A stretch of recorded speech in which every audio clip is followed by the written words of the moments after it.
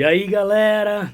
Hoje trouxe 3 cervejas degustadas numa live que a gente fez aqui no canal da Nossa Cerveja. São 2 vienas, uma caseira, uma premiada internacionalmente e mais uma do Munich Dunkel.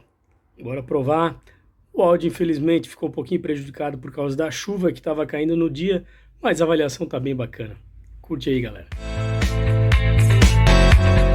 Fala, galera! Ricardo da Nossa Cerveja aqui falando. Hoje fazer mais uma live aqui, um bate-papo gostoso do nosso sábado de manhã, falando a respeito de cerveja. Dia chuvoso, friozinho, um diazinho, um climazinho mais ameno.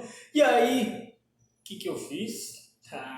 Resolvi mudar um pouquinho a seleção de cervejas de hoje.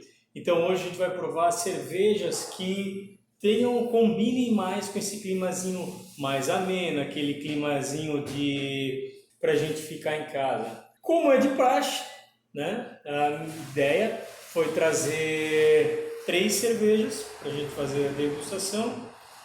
E dessas 3 cervejas, então a gente tem uma cerveja que ela é mais caseira, né, feita em casa, e outras cervejas que sejam um pouco mais comerciais, cervejas que a gente tem condição de encontrar mais facilmente no mercado, certo?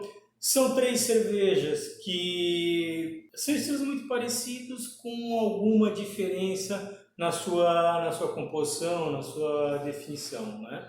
Bom, vamos abrir a primeira cerveja aqui para a gente já ir conversando, já ir entrando no clima da cerveja. A primeira cerveja que eu trago para vocês é uma Munich Dunkel, é uma cerveja que é produzida em São Martinho. Para quem estiver na região aqui do sul de Santa Catarina, é bem legal passar e conhecer, porque fica no centro da cidade, uma cidade pequena, uma cidade mais extremamente aconchegante e bem receptiva, e que é um casarão histórico, foi toda produzida, o casarão foi todo reformado para receber a cervejaria, receber os turistas, né, para ir lá degustar uma boa cerveja, uma cerveja diferenciada, segue regras, né, alemãs de produção de cerveja, né, então bem legal.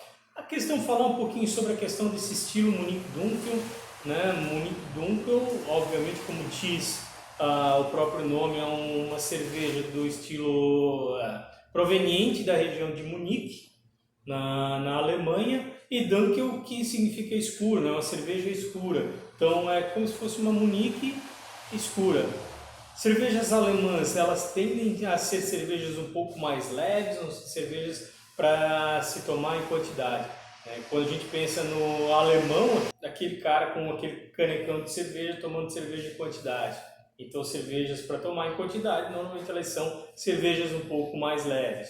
Comentei antes sobre ser uma cerveja para esse clima um pouquinho mais ameno, um pouquinho mais friozinho e tal. Então essa questão da cerveja escura, ela pode trazer um pouquinho dessa questão de notas que lembrem um pouquinho de café, que lembrem um pouquinho de chocolate, trazendo esses sabores que lembram essa questão desse clima um pouquinho mais friozinho. Uma consideração, né? A região ali de São Martinho é conhecida por um café colonial muito bom. Então, café, chocolate, né, combina com essa questão de café colonial. Fica a dica, é sensacional para conhecer ali a região. Já falei outras vezes, mas não custa lembrar, para mim, tomar uma cerveja, ela faz parte de um ritual também. Tá num lugar especial, quer tomar uma cerveja diferenciada, e aí tu pega a cerveja, por exemplo, essa Munich Dunkel, que tem essas notas de chocolate e café, com café colonial, alguma coisa nesse estilo assim. Então ele combina muito bem com isso, né? Então o clima, ele também vai fazer essa harmonização. Inclusive, eu acho bem bacana quando no rótulo a própria cervejaria ela já coloca aquilo que a cerveja combina. Então eu vou falar para vocês o que está aqui no rótulo, tá? Então combina com uma carne suína. A questão do chocolate, né, a questão das notas torradas, elas vão harmonizar, cara, por complementação, vamos dizer assim, a questão da carne suína, que é uma carne, às vezes, de sabor um pouquinho mais forte, então ele eleva essa percepção de sabor. Carne de caça, então carnes mais fortes, para não intensificar aquele sabor forte, né, então... Bom, complementação seria para intensificar algum outro sabor. Por corte, ele corta aquele sabor. Combina com chucrute, com salsichas, totalmente alemão. Aí é o interessante com as sobremesas também, né? Apfelstrudel, que é aquela torta tipo torta de maçã. Torta alemã, que é aquela torta de bolacha. Pavê para comer, que a galera comenta. E piada de tio. E chocolate também, então aí sim por complementação, né? Então ele vai complementar aquele sabor doce com um amargo que lembra do chocolate amargo ou do café e aí intensifica esse sabor. Bom, mas vamos lá. Um pouco tímido talvez, mas indicando uma carbonatação talvez um pouquinho mais baixa nessa cerveja.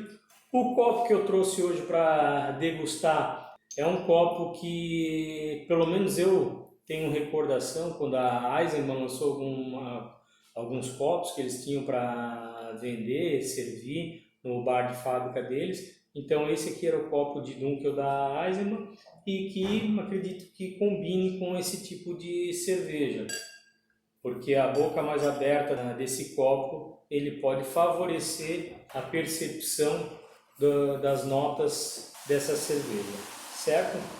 Então, vou mostrar aqui para vocês, vamos ver se eu consigo apresentar. Uma cerveja escura, coloração avermelhada, um rubi escuro, tem várias bolhas subindo aqui, mas ele denota uma carbonatação um pouquinho mais baixa, não é uma carbonatação muito alta dessa cerveja.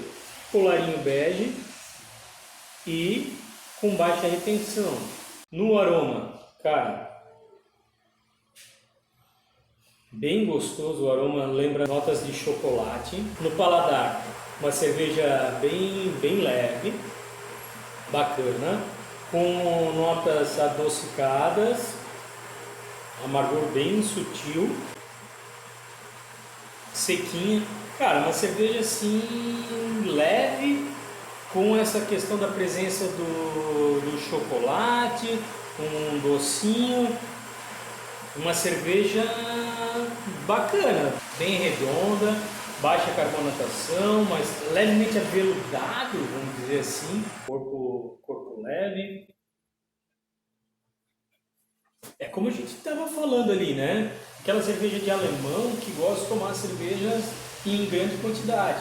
Então é uma cerveja que te possibilita isso, certo? É uma cerveja com 4,8% de teor alcoólico, 15 IBUs apenas de amargor. Tem outras informações como a questão da cor, 47 BC, o tipo de copo é o lager, indicado por eles, que pode ser esse daqui. O lager ele pode ser tanto com essa boca aberta, quanto aquele com a boca um pouquinho mais fechada que a gente encontra mais nos botecos. E no rótulo ele fala exatamente aquela percepção que a gente tem da cerveja, certo? Cerveja leve, de alta drinkability, com notas de chocolate. E foi exatamente isso que eu percebi nessa cerveja. Aí agora o que eu vou fazer? Como a cerveja caseira que eu trouxe para a gente provar é uma cerveja bacana, que eu sei que o cara capricha na cerveja e tem bastante cuidado, eu vou provar primeiro a cerveja comercial. Então, dentro daquela nossa linha de cervejas mais amenas, de clima mais ameno, cervejas assim que tem as notas um pouquinho torradas, talvez caramelo, chocolate. Eu trouxe agora uma cerveja do estilo Viena para gente provar. E assim, não é qualquer Viena, é uma Viena da Beerland.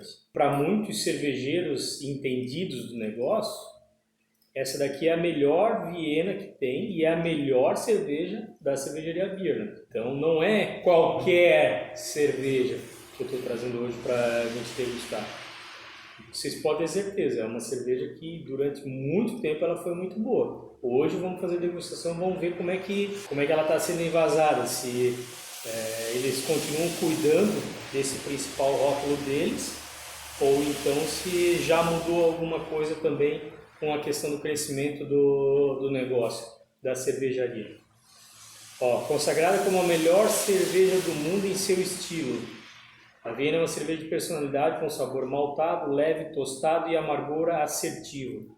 Características combinam muito bem com pratos à base de carnes vermelhas, especialmente quando assadas na brasa. O estilo Viena também é um estilo da escola alemã de cervejas, né? Áustria, Alemanha, tudo ali muito próximo. Também ela traz essa questão dessas notas mais maltadas, como eu falei para vocês, né? A Dunkel, ela trazia a questão das notas torradas. Na Viena a gente já não vai ter essas notas torradas, mas a gente vai ter um tostado um pouquinho mais leve, talvez casca de pão, né, biscoito. A gente busca um pouquinho mais essa questão desses sabores nesse tipo de cerveja. Mas vamos lá, vamos provar, vamos ver o que essa cerveja oferece para a gente. Vou mostrar para vocês aqui a questão dessa cerveja. Uma coloração acobreada, né? Puxando um pouquinho pro vermelho. Colarinho talvez um pouco tímido, mas com uma coloração puxando um pouquinho pro bege, assim. Cerveja bem límpida, bem translúcida, com uma carbonatação, assim, as bolhas ficam subindo o tempo todo, mas carbonatação que indica leve, média. Aroma. Aparentemente aqui sente um pouquinho mais a presença de lúpulo, tá? Mas aí no paladar a gente tem uma cerveja que ela fica trocando, trabalhando assim a questão de lúpulo malte, lúpulo malte, lúpulo malte, lúpulo, bem interessante, sabe? Lúpulo que talvez lembra um pouquinho de laranja, talvez aquele chin-chin, sabe? Para quem não sabe, o chin-chin é aquela laranja, é uma laranja, mas é uma laranja pequenininha, aquela laranja menorzinha que a gente encontra assim, que tu come com casca e tudo. Ela pode ser azedinha, pode ser um pouquinho mais doce, como toda laranja também. Carbonatação, ela é um pouquinho mais carbonatada, sabe? Ela enche um pouquinho mais a boca. Cerveja bacana, permanece um amargor agora também no retrogosto. É uma cerveja que ela tem 37 IBUs de amargor, mas por ser uma cerveja de corpo um pouquinho mais leve, apesar da carbonatação um pouquinho mais alta, o corpo dela é mais leve. Amargor 37 IBUs, amargor que fica aparente no retrogosto, como eu falei para vocês, porque o sabor que ele vem do lúpulo, vem do malte, é um lúpulo que puxa um pouquinho para o doce, apesar de lembrar laranja, tá? E o maltado, que lembra aquele biscoito feito em casa. Assim. Então, assim, amargor 37, 5,4% de teor alcoólico, você vê que não sente álcool aqui nela também. E o copo ideal é o tipo pint. Cara, esse daqui não é um pint. Para falar bem a verdade, eu não sei o nome desse copo aqui. Mas é um copo que eu acho bem legal. Mas como é uma cerveja que a gente pode tomar numa quantidade até um pouquinho mais elevada, é uma cerveja leve, graduação alcoólica bem na média, tal. É um copo que a gente pode utilizar. Ele é fácil de a gente segurar. Copo ampulheta, talvez. E agora vamos tomar uma equivalente dessa cerveja Viena, só que caseira. E aí eu trago uma Viena Lager caseira, da Jaguars Beer. Um cara que tem feito algumas cervejas bem bacanas, alguns rótulos legais assim. Agora traz essa Viena e aí a gente vai fazer a comparação, não sei se injusta talvez, uma cerveja dessa daqui que é considerada uma das melhores Vienas do mundo, talvez há algum tempo atrás ela era, hoje em dia eu já não sei como é que é, não sei se o concurso aqui é de 2016, mas eu acho que manteve bastante a questão da qualidade, tá? Acho que tá legal. Mas aí provar essa Viena aqui da Jaguars Beer. E aí vamos dar uma olhada, ver o que ela tem, para mostrar pra gente. A carbonatação dessa cerveja aqui fez o tss.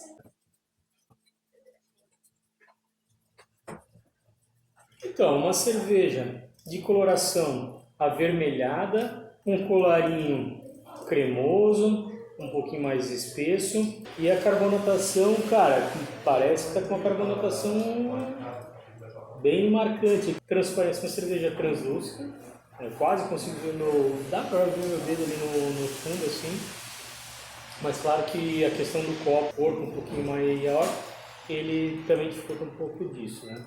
Cerveja um pouquinho mais escura, como eu falei para vocês, puxando um avermelhado, bastante bolha subindo aqui da cerveja. No aroma, né? Parece que tem aroma de malte, banana, cara, me lembra um pouco de banana. Um doce que permanece e inclusive ele fica voltando aqui no retrogosto. Comparando, eu acho que a Beerland ela tá melhor do que a cerveja. Mas claro, uma cerveja bem... Cara, se eu comparar a Beerland com a Jaguars Beer, né? Beerland, uma cerveja premiada internacionalmente, muito reconhecido e tal. Mas, cara, vamos falar aqui assim, ó. É uma boa cerveja essa Viena da Jaguars, tá? Para quem gosta de cervejas com menos lúpulo, que gosta de cervejas um pouco mais adocicadas, talvez seja uma boa pedida. Tá? Uma cerveja assim que tá bacana, que entra nesse estilo. Tal. Cerveja que não encontrei defeitos, é uma cerveja bacana, então tá bem legal. Acho que dá para seguir na linha. O copo que eu não comentei com vocês, então um copo que ele tem um corpo um pouquinho maior para caber mais cerveja, com a boca um pouco mais fechada, mas ainda assim o estilo taça, que é a tendência para a gente fazer exatamente isso daqui e poder liberar o buquê dessa cerveja. Então mostrar um pouquinho dessa complexidade dela. Como eu falei para vocês, ela me lembra pão caseiro e a questão de banana, que está bem... Tô pegando aqui no aroma dela, tá? Corpo que enche a boca, bem uma cerveja densa, uma cerveja de clima ameno, né? Pra gente tomar ali na companhia de alguém especial, mas também tomando um gostoso café colonial. Então, galera, era o que a gente tinha para apresentar hoje, então 3 cervejas para a gente aproveitar e degustar num clima um pouco mais ameno, um clima assim um pouquinho aquele leve, friozinho e tal, que a gente pode aproveitar com um café colonial, né? A Munich Dunkel, uma cerveja. Na verdade, a coloração dessa Munich Dunkel para essa Viena aqui, ela tá bem parecida.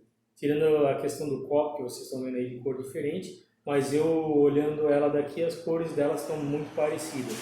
Essa Viena aqui, um pouco mais encorpada, com mais densa, né? Um colarinho que permanece mais tempo no copo, e a Munich Dunkel é uma cerveja bem mais leve para tomar em quantidades um pouquinho maiores.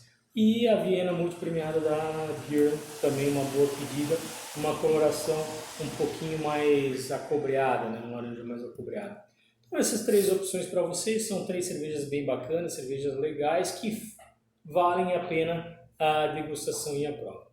Galera, até a próxima e valeu, bebam boas cervejas.